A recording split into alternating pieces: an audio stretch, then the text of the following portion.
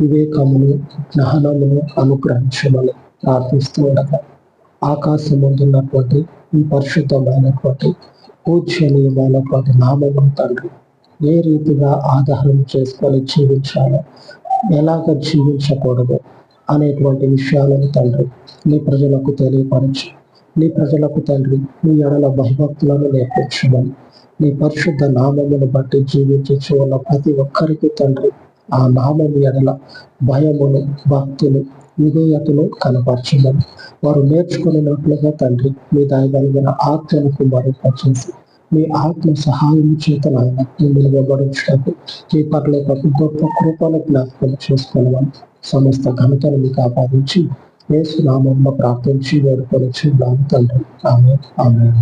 సర్వోన్నతుడైన మన దేవుని కృప నిత్యము మనకు తోడగా ఉండును గాక. ఆమేన్, ఆమేన్.